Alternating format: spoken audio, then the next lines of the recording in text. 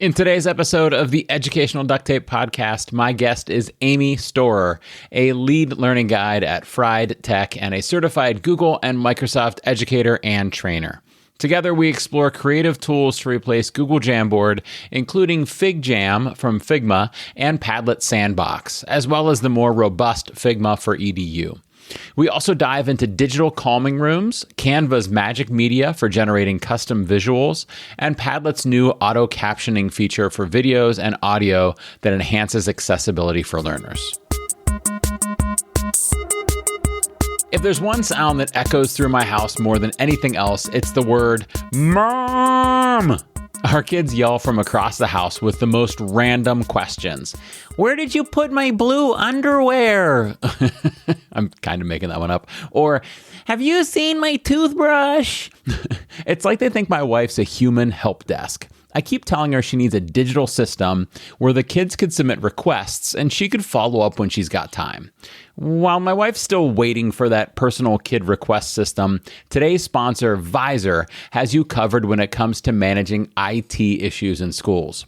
Their help desk software lets students and staff submit issues through a self-service portal, emails, turn in tickets, and you get all the details like serial numbers and warranties right inside the ticket. It even automates tasks like managing loaner devices. For my educational duct tape listeners, there's a special deal at visor.cloud/Jake. That's VIZOR.cloud/Jake. Along with that special pricing, you can get some awesome swag and a copy of my book, Educational Duct Tape. With Visor, managing IT issues is easier than finding a missing toothbrush. Welcome to the Educational Duct Tape Podcast with Jake Miller. Hey there, duct tapers. Whether you're a longtime listener or tuning in for the very first time, welcome to the show. I'm Jake. I'm an educator from Ohio, and by joining us today, you're officially a duct taper. That means you're on board with the educational duct tape metaphor, where we use ed tech, like duct tape, as a tool to solve problems, achieve goals, and meet learning standards. Now, before we dive in, let's talk about the elephant in the room, or should I say the soccer field, or the baseball field, or the football field. It's been over a month since my last episode. Between all the fall activities, the games, the practices, the play rehearsals, and putting hours into watching my beloved Cleveland Guardians come so close to going to the World Series, I've been busy. So thanks for your patience as I navigate the dad life and the day job and all of the things and still try to show up here in the podcast feed. I'm excited to be back in front of the microphone today, and I hope to release episodes as frequently as possible in the future.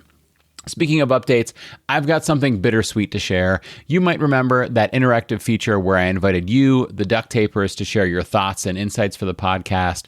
Well, after a few episodes and a few attempts to make that work, I've decided to let that go. And honestly, I probably should have foreseen this. Educators are super busy, and finding time for you to contribute to a podcast is no small feat. So while we're saying goodbye to that segment, I want to thank everybody who participated in the few episodes where we tried that out. It was such a cool experiment. That said, the silver lining is that I'll be able to focus on putting out more regular episodes like this one, less waiting between releases, and more of the content that you love, or maybe at least tolerate. But don't worry, even though we won't have those episodes that are dedicated to your voices, I still do want to hear from you. You can always connect with me on social media at JakeMillerEDU. You could share with other duct tapers on social media using the hashtag EDUDuctTape, or you could email me questions or send a quick message through SpeakPipe, which is linked in the show notes. I love hearing your thoughts, and those connections are what make this community special. It's what makes duct tapers, right? Is connecting and talking about this stuff. All right, with that said, let's get into today's episode. Oh, sorry. Hold on. Let me just grab my soapbox from over here. Yeah. There we go. That's perfect. Climb up on there. We've all heard the advice to just take baby steps. And hey, I get it. Small steps are good. But I think we're missing out on something when we use that phrase. Yes, baby steps are about moving slowly and carefully. But what do babies do when they walk? They fall. A lot. And what do they do after they fall? They get back up, unfazed, and keep toddling around. They're like little human boomerangs. They fall down, but then they're right back up, ready to go again. Eventually, they're walking like pros. So next time you hear baby steps, remember the second part, falling down. Taking baby steps and implementing AI in your learning environment is a good strategy. But when you take those baby steps, don't just expect small progress from those baby steps. Expect to fall down too. And that's okay. When you do, be ready to get back up and keep toddling, because soon enough, you'll be walking and leveraging AI confidently. The key is not just the size of the steps you take, but your ability to get back up after the falls you take as well. Speaking of babies stumbling while they learn to walk, let's talk about another rite of passage that kids go through as they grow up. It's one that our oldest kiddo in the Miller household is about to experience: learning to drive. Now, I don't know who originally said this, but there's a quote that goes something like, "Learning to drive is more effortful than driving itself." And boy, can I relate to that. The first time I tried driving my dad's pickup truck, I hit the brake and the gas pedal at the same time while trying to park in the driveway. And guess what? I plowed right into the exterior garage wall. That's right. Solid introduction to driving right there. Needless to say, I was a bit hesitant to try again, and it took me months before I got back behind the wheel. But sooner or later, just like a toddler learning to walk, I had to get back up and try again, because if I didn't, I was never going to learn. I had to take baby steps. And that doesn't just mean starting with driving in and out of our long driveway, then moving up to driving around an abandoned parking lot, then driving on dead-end roads. It also means when something went wrong, I had to get back up, just like a baby does when they learn to walk. Now, why is driving so hard at first? It's because learning to drive is effortful. You're in that awkward stage of learning, that one that requires the most effort. In a post I found on LinkedIn by Gail Smurden, and I hope I'm pronouncing her name right. Anyhow, I learned about the conscious competence model. The conscious competence model is a journey. When you start learning, you are in the conscious incompetence stage. This is where you're all too aware of what you don't know. It's frustrating, it's effortful, and it's the part where most people want to throw in the towel because it takes a lot of effort. Remember how I said it took me months to start driving again? Yeah, I was living right there in the land of conscious incompetence. I was convinced I'd never get it right, and I was embarrassed about my initial foray into driving. But then, after enough practice, you hit conscious competence. You could drive, but it feels like there are a million things to keep track of. You're thinking about your speed, the traffic light up ahead, the car in the next lane over, and all of those traffic laws and norms. You could drive, but it's definitely not automatic, and it's still quite effortful. Eventually, though, after more practice and some bumps along the way, you reach unconscious competence. You're cruising along, not even thinking about it anymore. Driving becomes second nature. So much so that sometimes you get home and realize you don't even remember part of the route. Scary? Yeah, maybe. But it's also a sign that you've mastered the skill of driving. Your brain no longer needs to burn through fuel, mental fuel, to drive. You've automated it. And now it's not effortful, it's effortless, right? Learning how to drive is effortful. Driving is pretty much effortless. Now, let's bring this back to something a bit more 2024. AI in education. Learning to implement AI tools or teaching in the era of large language models is a lot like learning to drive. At first, it's overwhelming, and you're stuck in that conscious incompetence stage where everything feels confusing, and it seems like everyone around you understands AI better than you ever will. You feel incompetent with AI, and you're conscious of it. You're in the conscious incompetence stage. The first time you try integrating an AI tool into your curriculum or class prep, you might feel like you've hit the garage wall. Maybe you'll even want to give up for a few months, just like I did with that pickup truck. But if you take those baby steps and expect to fall, and you keep going, eventually using AI tools will become second nature. It's just like driving. You'll go from thinking about every little input to effortlessly steering through the lesson plan, the grading, or whatever task AI is helping you with. That's where the conscious competence model comes back. You start with the frustration of conscious incompetence, but after enough practice, you'll find yourself in that zone of unconscious competence, where the tools just work for you. And you can focus on what really matters, pedagogy and connecting with your learners, rather than the AI tools. You're now unconscious of those. You just competently use them. Don't believe me that this is possible? Well, think about Google Drive or any other technology that gained traction a few decades ago. Wow, thinking about Google Drive as old technology sure does make me feel ancient. But anyhow, back then, many educators were completely overwhelmed, hyper aware of their incompetence with Google Drive. But over time, they got more competent. And look at them now. They're unconsciously competent with Google Drive. Sharing a file is as easy and automatic as driving to Starbucks for a pumpkin spice latte. You don't even have to think about it. But remember, it all started with baby steps. You had to go slow. And you had to accidentally send a file link without changing the sharing settings first, and then somebody requested access, and you're like, oops, sorry, I thought I shared it. And when that happened, you had to get back up.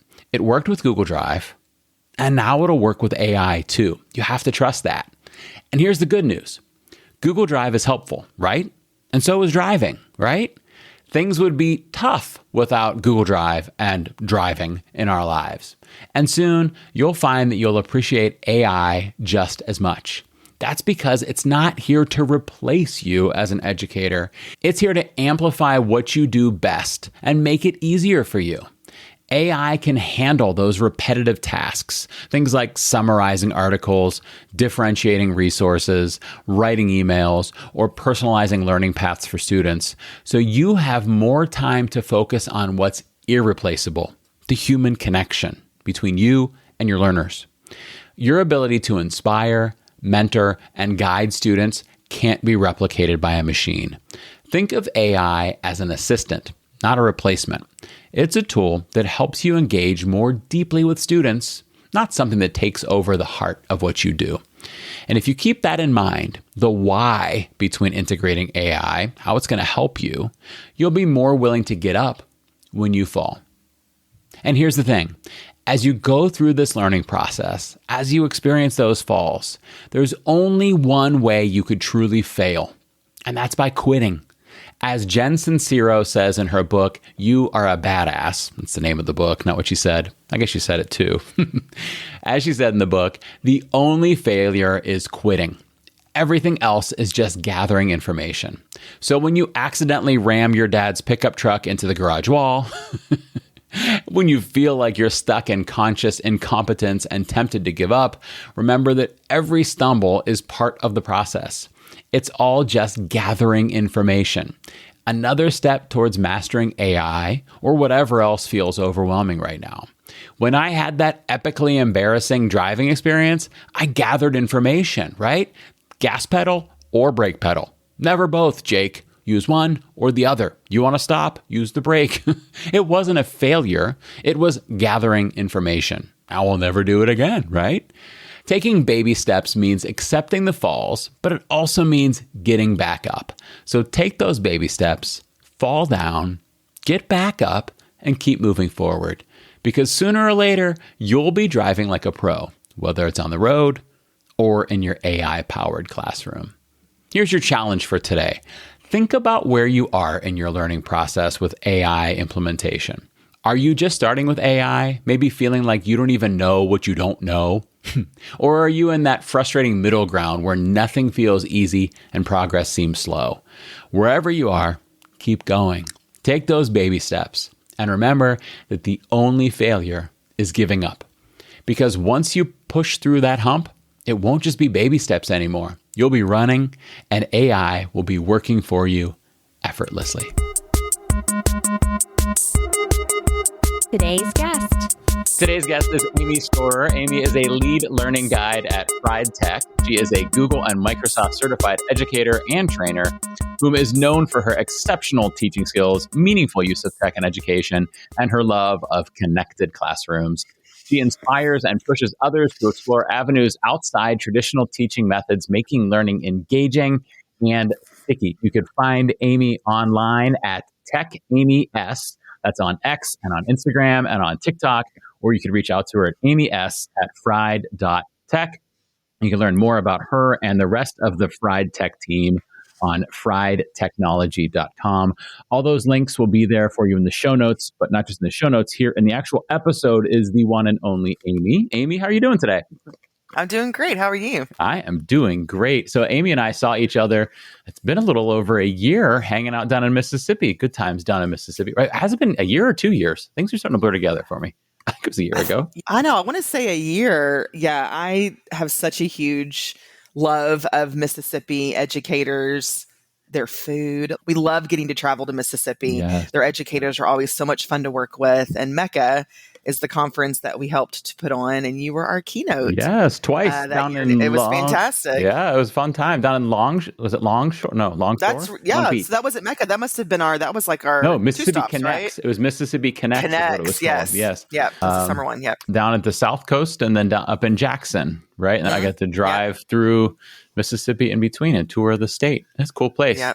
Remember that place we went to dinner, Saltine? Did you go? Oh, right. I was just in Mississippi this summer, and I went there specifically to get their s'mores cake, and they were sold out. Oh no, I was so sad. But yeah, that's usually where I always go. That place and a couple of others because they just have great food. I want to go back. Yeah, it's fantastic. I want to go back. The thing I learned about Mississippi is the open container law. That was a little bit odd. That was a surprise to me. That was new. The first night we were down there, I had done the conference, I had done the keynote, and then done a series of breakouts, and then went back to my hotel and had a beer at the hotel. And I'm like, I'm right across from a beach. I should walk across to the beach. And I'm like, I wonder, can I carry my drink across the street to the beach with me? So I looked it up and I was like, oh, goodness, yes, I can definitely do that. I can also take a drive with it, which I opted to do. Wow, I did not know that. Apologies if anybody out there is like driving their car in Mississippi right now and drinking a beer and they're offended that I'm judging them. But that might be the one person doing that. There might not be anybody else for whom that is happening. But I agree. Yes. I love it there. I loved it in Mississippi. I want to go back and visit. I told my family, like, you guys need to come there someday. Yeah, that's a great area. Yep, love it too. Yeah. So Amy, first step, before we get to some actual ed tech, the first step actually is me to tell weird stories about hanging out in Mississippi and their open container laws. The second step is to play a goofy game. And then the third step is some ed tech. So we're going to play a game of 2 truths and 1 lie. 2 truths and 1 lie. I'm sure you know how the rules to this work. I don't have to explain them to you. But the one special thing for you to understand when on the Educational Duct Tape podcast is that I will mess it up. So all of the rules are normal except for the new rule where Jake screws up the game, because that happens every time. Okay, so are you ready with 3 statements for me? I'm ready, yes. Okay, do you notice, so Amy can see me on video right now. You guys can't. As I prompt her to read her things, I'm like stretching my arms out, sitting up in my seat, like getting really ready for this. Okay, go ahead. All right. My first concert was Metallica. Okay. My twin cousins, Scott and Spencer, were in the movie Necessary Roughness. Okay. And I am an identical twin. Okay. First concert, Metallica. I could see you rocking out to some Battery or some Master of Puppets or some Enter Sandman. I believe that one. Okay. And then 2 cousins in the movie Necessary Roughness with Sinbad. I'd be jealous of them. They get to meet Sinbad, right? And Scott Bakula, I think. Look at my knowledge of the movie Necessary Roughness. And why am I not starting with Kathy Ireland? I had the biggest crush on Kathy Ireland. Or twin sister. I believe you do have a twin sister because I believe I've met her, but I'm not sure if you guys are twins or just sisters, because your sister is also an ed tech rock star, right? So I'm guessing that your lie is the movie Necessary Roughness. You are incorrect. Oh, no. Okay. So they were really in the movie Necessary Roughness?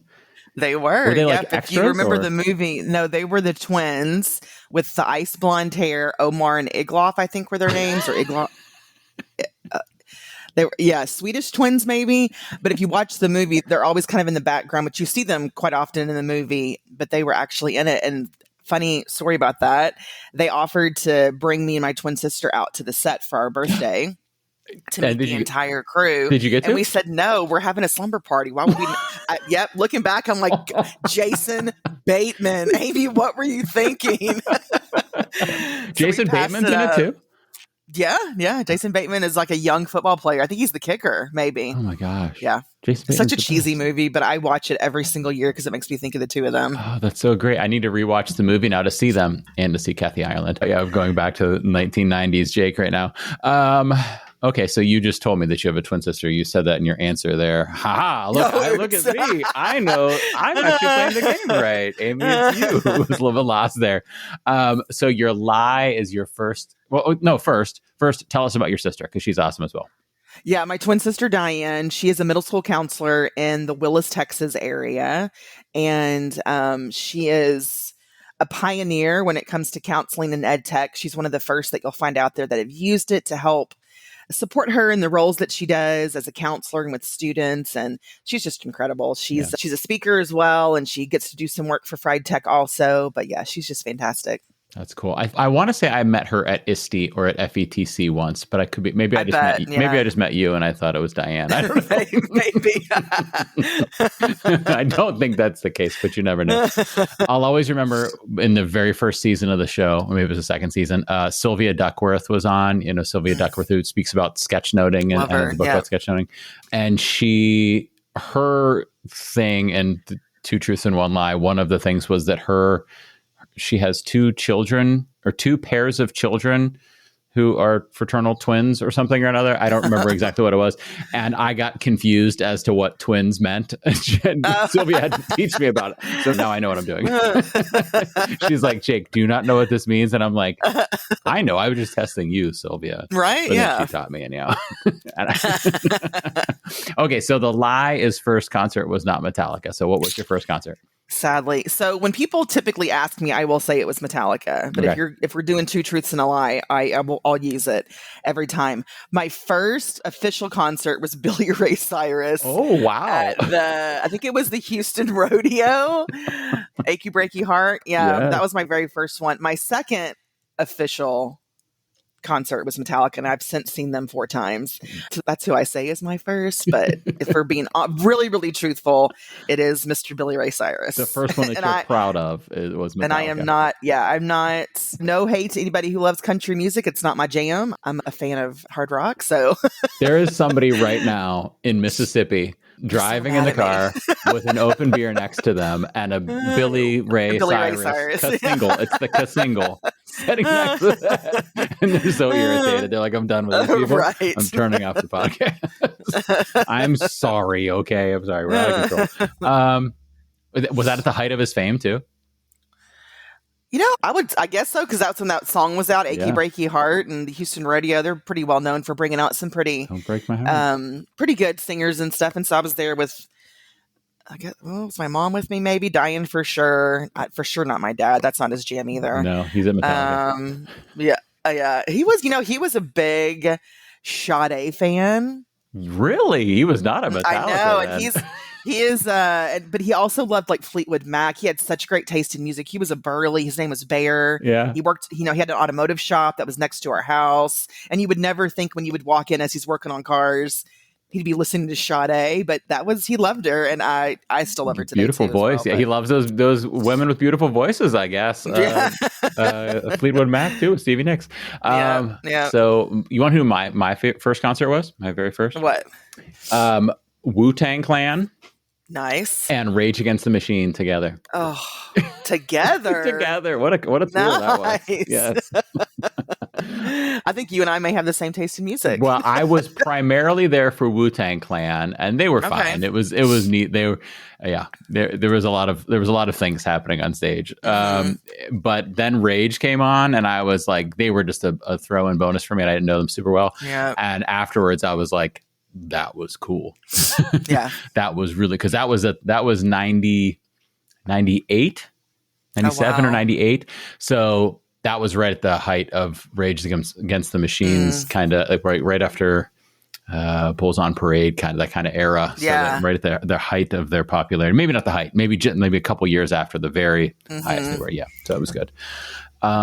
Okay. Well, Amy, now you and I are going to be like Zach De La Rocha and Tom Morello or Kirk Hammond. No, what's the main guy's name? Hammett. And Lars Ulrich. You're Lars. I want to be James Hetfield. Oh, James Hetfield. That's why I was confused. I was trying to think of what the lead singer's name is. Kirk is the guitar player. Okay, you're James Hetfield, and I'm fine. I'll be Lars. And we're going to be a great duo, but not of rock music. We're going to make some ed tech amazingness. Are you in? I'm in. Okay, great. So I have an educational duct tape question for you. And for anybody listening for the first time, just to hear us talk about Mississippi and Metallica and Billy Ray Cyrus, let me explain how this works for them. So an educational duct tape question is when we start with what the teacher needs, right? What the teacher's goal is, or the teacher's need, or the teacher's problem, or the thing the teacher's trying to solve. And then we look at an educational technology tool for solving it, like duct tape. So this one's a little bit different from usual because it's very timely. We're actually going to focus on a specific ed tech tool, which is an ed tech tool that you are about to take out of your repertoire because right around the time you're listening to this, that ed tech tool is going away. So my question for you, Amy, is what tool or strategy would you use to replace Google Jamboard? Now, before you answer, a couple of points I want to make for the listeners. Number one, as of October 1st, depending on where you're listening to this or when you're listening to this, is about to happen or just happened. As of October 1st, all Jamboards are write only, meaning you can access them, but you can't change them. And as of December 31st, so the end of the year, they go away. So you have until 12/31 to get rid of your Google Jamboards. And the other thing I should point out is there are a number of possible answers here. Amy's going to provide one. I'm going to provide one. So Amy, back to you. What tool or strategy would you use to replace Google Jamboard? Yeah, I was heartbroken when I heard that Jamboard was going away because it was a tool that I used. I didn't get to use it as a teacher in the classroom because I was an instructional coach, I think, when that tool had come out or maybe I just didn't know about it. But I used it all the time as a lead learning guide at Pride Tech. But my answer to that would be FigJam, which is a part of the Figma family. It is one of my favorite online collaborative whiteboard tools that is out there. I'm a huge fan of anything that saves teachers time, saves clicks, one-stop shop. Everything is there that you need to engage the student. And so FigJam is that tool for me. And I love using it. And I learn something new about it every single week. It's just a great place for students and teachers and educators and anyone, human beings in general, to come together, to brainstorm, collaborate, share ideas. And it doesn't matter where you're located. Anybody can jump in. So I really love it. Yeah. So I've got to be honest. I'm aware of Figma and I've gone to one presentation at FigJam, but I haven't used it myself aside from in that session. I've used Jamboard a lot. So I used it as a professional development provider when it first came out. And then I went back into the classroom and I used it in the classroom with students. And then I came back out of the classroom and I do a lot of professional development now. And I use it a lot for professional development. So I'm heartbroken to see it go away as well. So what I'm curious about is how do the features in our FigJam compare to the features in Jamboard? So FigJam is going to have everything that Jamboard had. And as my coworker Courtney and work wife says, plus, plus, plus, plus. Okay. So it's everything that you could do with Jamboard, but so much more. And Jamboard was built on the idea of frames. FigJam is a never-ending collaborative whiteboard, top to bottom, left to right. It never ends. You can build what's called like sections and treat those as frames, but it is, like I said, a space for anyone to work together. And there's so much you can do there. Like I said earlier, I'm a huge fan of anything that mimics a one-stop shop or single tab learning, which means all the learning can take place in one tab versus many. And as a teacher or educator or instructional coach or leader, you can build all of these experiences in FigJam and the students never have to leave it. They can be right there in FigJam. All the learning takes place in FigJam. You can pull things that you need like timers, add in YouTube videos, interactive Google Docs, dice, spinners, there's Connect 4. There's just so much you can add there. I know we talked about my twin sister earlier. Her and I collaborated together and we built a FigJam for a calming room, a digital or virtual calming room. So a place where students can go to find calm, whether that's videos, sketching. It's one of my favorite things that I built in there alongside my sister, but there's just so many ways that you can use it. And that's just one example for sure. Yeah. So is that something that she shares publicly online? I'd love to put a link to it in the show notes if she does. Yeah, I can definitely share it with you. A link to even grab a copy of it or the template. Yeah. She has built calming rooms in Google Sites. Ooh. She has built them in Wakelet. And this is just another tool that she's also utilized to show that it can be built here as well. Yeah. But I'll definitely share her information. Yeah, with for you. sure. And is the goal there that you could, like a learner could go to that site and find the things that they need to calm themselves down, even if maybe the guidance counselor or the social worker or whoever mans that space, so to speak, isn't there? They have the stuff that they need right there. Yeah. So definitely not like a fix for everything, but it's where kiddos can go. Like she has different sections, coloring pages, visual relaxation, cooking, and there's typically it's YouTube videos, but she's also got links to websites. This is Sand is one of our favorites to go to, a website. And then she has with FigJam, because it's not just curating links to YouTube videos or sites. You can also add in interactive games for students to do with their peers. Oh, nice. Or individually. So it's a little like playground, a digital playground for them as well. And it's not just for students too. She's also utilized it with teachers. Yeah. I used to put up her animal cams in my instructional coaching room. So when teachers walked in, they could see otters swimming at the Monterey Bay Aquarium or fish or whatever. And once again, not a fix for everything, but you could see some of the tension kind of release in their shoulders when they saw these different things occurring. So it's just a great space to use with students and teachers and even families. Yeah, that's super cool. And so, who said it's Jamboard and more and more and more? Who's Courtney Watson. Courtney, okay, and Courtney's Courtney awesome Watson. Too. Yeah. I need to have Courtney on the show as well. So I'm hearing that and what you're sharing right now, because you couldn't have done that, or Diane couldn't have done that in Jamboard, right? I mean, there's no way. You put links in there. I guess I don't think you could even put nice looking links. You just paste the actual text of a link in a Jamboard. So in a Jamboard, we could put text, sticky notes, pictures, shapes, and we have some pretty rudimentary pen. That's it. Yeah. Pretty right? much everything you can do in a jam. Yeah. That you can, and like I said, and then plus. And you don't have to start from scratch. If for people that are really used to Jamboard and the ease of it and how student friendly it was, when you first jump into FigJam, it may feel like so much, but you don't have to do all the things. I love that FigJam gives me all the things, but I can choose as an educator what things I want to use with students. But they have templates, so you don't have to necessarily start from scratch. Nice. You can find templates that are, a lot of them created by educators, for teachers to kind of dip their toes into the world of FigJam to get familiar with it and then start to create on their own as well. So I love that there's a really great template library that they keep adding to often. That's cool. Okay, so you mentioned timers, YouTube videos, Google Docs, Dice, Spinners, Connect 4. You can't do any of that in Jamboard. You can do it in FigJam. So those are just some examples of some things you could do in there. I don't know if you have it in front of you right now. What I do, yeah. What are some of the other things that we can add that we can't add in a Jamboard?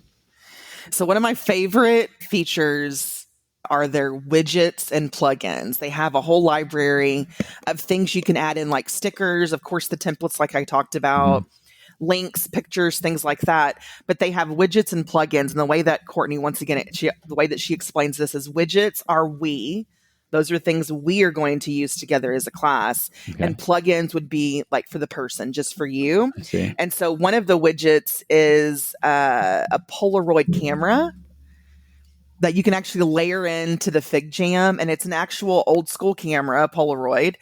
And when you click the red dot to take a picture, the photo will fly out just like it did. And the old school one, no having to shake necessary. Okay, I'm doing the motion.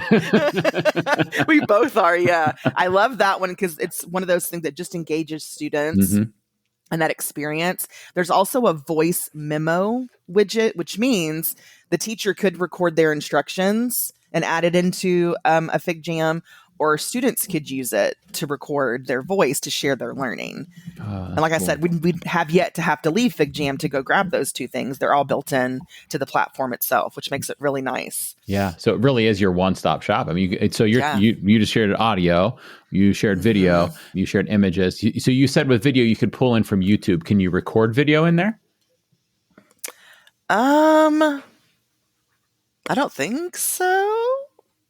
Maybe coming soon. Well, Possibly. Figma, add that to FigJam for if it's not there. And folks, if you're listening and you're like, hey, I know there's a widget or a plugin for that, then tell us about it. Send in click the link in the show notes and send in a little voice memo and let us know. So if you can embed links and things like that, you can go over to Screencastify or Loom or whatever your tool of choice is and pop that video in.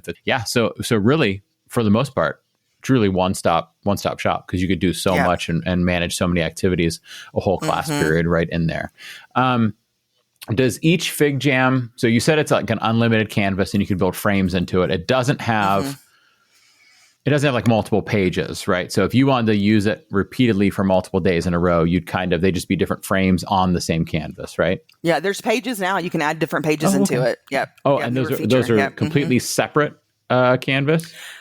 They're in the same file itself. Yeah, same file. Yeah. Cool. Very cool. Okay. Which makes it nice. Yeah. I need to start playing with it more. So tell me about access. Like, who can access? Is it free? Do students need accounts? That kind of stuff. Absolutely free for teachers and students. And you just have to get in touch with the FigJam crew, which they are fabulous. The entire team is wonderful. And they will help you with rostering those accounts or getting you started with that. And I know Google single sign-on has been a thing with them for a while. Microsoft is brand new as of this summer, I believe. Teachers can also share a FigJam with students, like an open session that's open for 24 hours, which requires no login. So it just requires the kiddos to type in a name. So that's an option as well, too. But yeah, absolutely free. Neat. That 24-hour one, that's huge. That's really cool. Because for me, as a professional development provider, that's one thing that I liked about Jamboard is that I can go just send out a link. And I don't care if you're a Microsoft person or a Google person, or if you don't have an account with either of them, or if your school doesn't allow you to connect with people from other domains, it worked with Jamboard. And so that's good to know that FigJam has an option that's like that. Okay. So the tool I'm going to share as my answer, which I think is losing currently because of some of that stuff you just shared, is Padlet Sandbox. So I'm a big Padlet fan, and they released recently, I think, I don't think it was a coincidence that the summer that Jamboard, it was announced to be going away, that Padlet announced Sandbox. I don't think that was a coincidence. But Padlet Sandbox is very similar to FigJam. The one main difference from FigJam is that Padlet Sandbox is frames. They don't call them frames. They call them, but it's like slides. It really is a lot like a slideshow. They call them cards. Right. So it's more of a slide deck with cards. Each card's that same rectangular shape that, fits like a video size or on your computer screen. So it doesn't have that unlimitedness, which I a little bit like, because I've been on some of these tools that are the infinite whiteboard canvas, and I do feel people get lost on them sometimes. You're down there in the corner and you feel like you need come up this way. Come up this way. We're up here posting. But I do think with FigJam, kids will get used to it. For sure, they're kids. Yeah, and they have a really cool like menu of shortcut keys and like shift. Like you can click on like one tiny little thing in the FigJam and do like shift 2, and it'll zoom in. Oh, cool. To that one particular spot, which is nice because I got very lost in it. Yeah. So initially. Yeah. So FigJam has ways built in to make sure that doesn't become an issue. Padlet Sandbox, it's not an issue because they're just frames, but you then lose the infiniteness of the canvas. But you could have as many cards as you want. I believe as many as you want inside of your sandbox. Similarly to FigJam, you could add just about anything you want into it in Padlet Sandbox. Images, GIFs, links. You can link one slide, one card, it calls it, to another card. So they've got examples on their site of like Jeopardy games or Who Wants to Be a Millionaire games using a Padlet Sandbox. You click on the answer and it either sends you to the next question or it sends you to a wrong answer screen. So just like the way you'd use Google Slides, or a lot like that. Like a choose your adventure. Kind of cool. Yeah, you could totally do choose your own adventure in there. It's got all the things Jamboard has: draw, sticky notes, text, a pen tool, a little like laser pointer tool that fades away after you do it, and shapes, which is pretty much all Jamboard has. But like FigJam, it's got a whole bunch of other things too. So I mentioned GIFs, I mentioned images. It's got everything that Padlet has in it regularly. Like, you click that button to add and you could record audio right there. You could record video right there. You could take a camera or picture with your webcam right there. You could do a screencast right there, right inside of there. So truly that kind of one-stop shop thing. You could pull in stuff from Google Drive. You could do a poll. You could upload things. You could search for images. You could have it make an AI image for you. You can give it some text and have it record audio for you. So it really can be a one-stop shop for adding stuff into there, similarly to how FigJam can. Have you played with it at all yet? I haven't. We use Padlet often at Fried Tech for a lot of our PD. We just worked on one yesterday, me and Courtney, but I have not played in their sandbox yet. Yeah, and that's literally why they named it that, right? You heard yourself say that. I have not played in that sandbox yet. And that's why they named it that way, because you're building in there, but it's also a collaborative experience, and it's meant to hopefully be somewhat playful and fun inside of there. The menu where you add stuff feels just like the menu in Padlet. Right. It's like the same button you click and you get all those options, which I think have all been super easy to use in Padlet. Yes. And they're super easy to use in Sandbox as well. So that's super cool, I think. The issue I alluded to already is that FigJam is free for educators and students, and there's a limited free version. It appears for everybody. Padlet, that's not so much the case. If you have a basic free Padlet account, you still have that limit, which for most people is 3 Padlets, and a Sandbox counts to that limit too. Gotcha. So you can now have 3 Padlets or Sandboxes total, between the two of them. So you can access them for free. You just can't make unlimited ones for free. And then you can archive old ones and make new ones, still counting with that limit of 3. If you are on a paid version of Padlet, which I paid for using it for my PD because I think it's just so useful, regular Padlet, it comes included in the paid account, no extra charge. So those people who have a teacher account or maybe a personal individual account or a school account to Padlet, you now have Sandbox, no additional fee. I used to get mad about tools adding fees. Like when Padlet added fees. I don't know if they were called Padlet yet or if they were called Wall Wisher. Remember it used to be called Wall Wisher? Oh my gosh. Yeah. What a blast of the past. Yeah. Right? They were Wall Wisher at first. I was reading something on their website that they started it as a place to wish like happy birthday to somebody. Like it was a wall for wishes. Yeah. And I think that's funny. I think the creator created it to like wish his like, I don't know, sister or something. I'm just making that up. Happy birthday. And then it became called Wall Wisher. And then it became called Padlet. And somewhere in there, they started charging for it. And that at the time, I was among the people who were frustrated about it. Yeah. But now my belief is, sometimes you got to pay for things for them to be good things and to be secure things. And so that you're not the product. And so there's not a whole bunch of, I don't know, a whole bunch of maybe nefarious things in there or cookies selling your data and things like that and for advertising purposes. So I don't mind paying for things. I know for teachers that can be tough though. Do you agree? Do you feel that way about paying for things? Yeah, I also agree with you when it comes to the security aspect and all that. You want to make sure whatever you're using is protecting you and your students, even if it's free. Like you want to make sure that it checks all those boxes, and FigJam definitely does. Yeah. They have Maya, who works for the company, is a great one to connect with when it comes to the FERPA, COPA, all those acronyms that I think I'm saying incorrectly, but she can assure you that everything is good to go. Yeah. The nice thing about FigJam is they are a tool from Figma, who I've never actually used the actual Figma platform, but it's a more robust design tool, graphic design tool, I believe. So we like, I always call Figma like that's like the granddaddy of this whole, that's like the that's the big dog in this company, right. And they've been around for a while. Places like Spotify and Netflix utilize Figma design for like user interface and user experience, like for prototyping, things like that. And so not only can students use FigJam, which is the online collaborative whiteboard, they also have access to Figma for EDU, which means students can start to play in this space for free. So like STEM classes, things like that, it really is a great tool to use with students who are getting into that, prototyping and things like that. I wish that I knew enough about it to get in trouble and to dabble into it.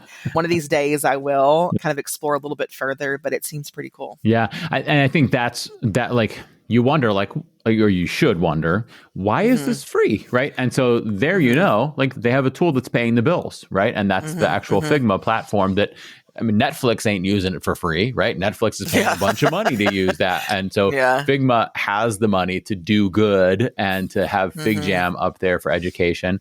Also, to be honest, when we think about like, if you're not paying, you might be in a way the product, because what's happening here is they want you to become comfortable and happy in their platform and want to then use Figma in maybe a future career or something and pay for it. And like, so that's what's happening there. And so I think it's important, not that that's bad, but for us to think about like what's happening here, like why is it this is free? And Jamboard is a perfect example of that, because it was this small, tiny entity within the biggest company in the world, right? Google. And so it was so easy for them to just like, it was just such a tiny piece of their work. It was free because Google was able to pay the bills, but it was dispensable because it was just a tiny element of it. So we got to think about those things.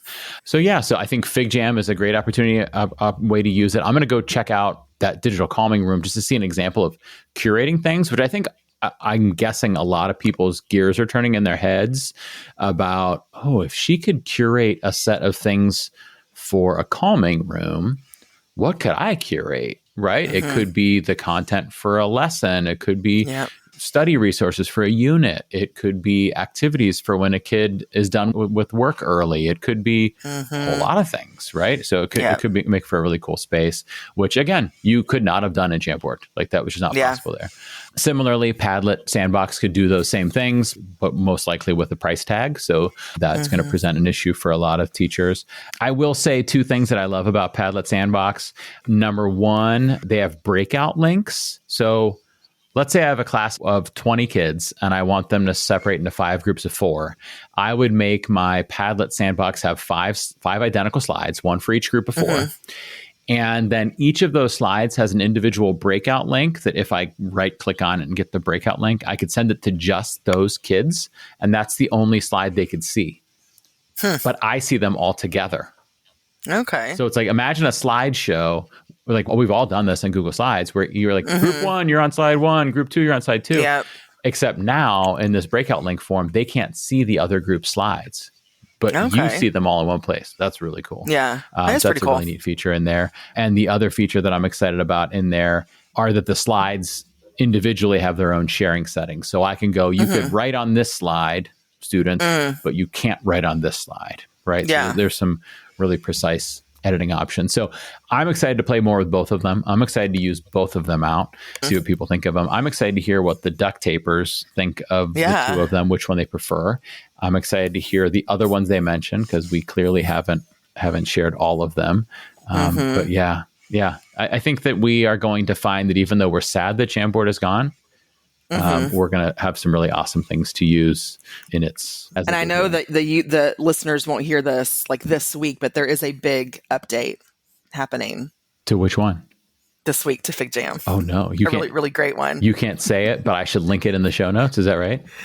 I think Thursday they're going to release it. Well, we're recording on a Wednesday, and so you're saying tomorrow I'm going to find out. Tomorrow. Yeah, I think it's tomorrow. I mean, if you know what this is, Amy, we could just pretend it's Friday right now. Nobody will know. I'm just teasing. You have to say it. Amy is clearly bound by a contract right now with an NDA. A non-disclosure NDA, with FigJam, that NDA is acting up. They're going to hear this and go like, bravo, Amy, good job. Before we wrap up, anything you wanted to throw in about these two tools? Anything we missed? Anything that is like, I forgot to say? Anything like that? No, I will just say that As an educator, the cool thing is you get to choose what works best for you and your students. And some of you may love FigJam and some may love something else. And that's the beauty in what we do, is that we have that autonomy to choose what we know is going to best support our learners. Yes.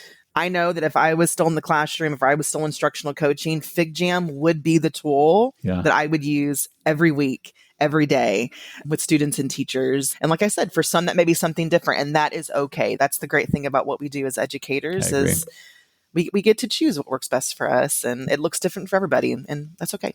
Yeah, 100%. And that's what I like to remind folks of. And that's why we have these conversations. If there was one answer, there wouldn't need to be this podcast, right? Like, because we would all just, I would just say, like, here's the answer. And then, like, the podcast, this is what you get. Here's what you have to use. Like, you don't even hear us talk about it because you're using it. I don't need to convince you. But instead, there's a bunch of different options and they get to choose. So that's a really powerful point that nobody won this discussion between me and you, Amy, because either one could be the right answer. And there are tools we didn't say that could be the right answer. So thanks for that point. And thanks for joining me today. That was a lot of fun. Yeah, thank you. Yeah, I had fun too. Wow, what an insightful conversation with Amy. I always appreciate her passion for innovative teaching and how she supports teachers as they learn about new technologies. I especially enjoyed comparing FigJam and Padlet Sandbox. I had been worried about the vacuum left behind by Google Jamboard, and I thought that there was going to be nothing that was that straightforward and easy and adaptable and I don't know, just such a perfect collaboration tool out there. But after this conversation with Amy, I'm feeling pretty good about both of these tools, and I'm not sure if you can go wrong with either of them. I think they're both pretty great. So now I'm not so worried, and I'm eager to try them out more with learners and in professional developments as well. So I hope you found as much value in this conversation as I did. Before we sign off, let's take a quick look at some EdTech news that's caught my attention. First, Canva's new and improved Canva Magic Media tool now lets you generate images, icons, stickers, and illustrations just by describing what you need. It's a quick and easy way to bring your ideas to life. I don't even want to tell you how long it took me to design the Educational Duct Tape podcast logo and artwork back when I started. But nowadays, I could just ask Canva Magic Media to make a logo that combines a roll of duct tape, a Wi-Fi signal, and the colors orange and blue. And I bet it'd make an even better logo than I did and do it in a fraction of the time. I'm not going to try because I'm afraid that I'll find out that I'm right. And I'm going to be so disappointed that I put like 12 hours into the original logo or whatever. So I don't even want to find out. Moving on, Padlet now automatically captions videos and audio uploads, making your content in Padlet more accessible to all. So whether you're in a noisy environment or supporting non-native English speakers or supporting hard of hearing learners, this feature ensures everyone can follow along. Now, I should point out, while automated captions are always super convenient because it's done automatically and quickly, they're rarely 100% accurate. And at this point, they haven't added the ability to edit those captions, at least not that I'm aware of. Hopefully that comes later, but still, this is a great addition. It improves accessibility and it makes the learning experience more equitable if you're using Padlet with videos or audio. Well, just like how my wife eventually helps my kids find their blue underwear or their toothbrush, it's time to find the end of this episode. She's still waiting for that magical kid request system, but luckily, today's sponsor, Visor, makes managing IT issues in schools easy. With features like a self-service portal and automated tasks, students never need to yell, "Tech person!" For special pricing and some awesome swag, head over to visor.cloud/Jake. That's VIZOR.cloud/Jake. Trust me, Visor makes managing Chromebooks look easier than my wife makes managing our kids' stuff.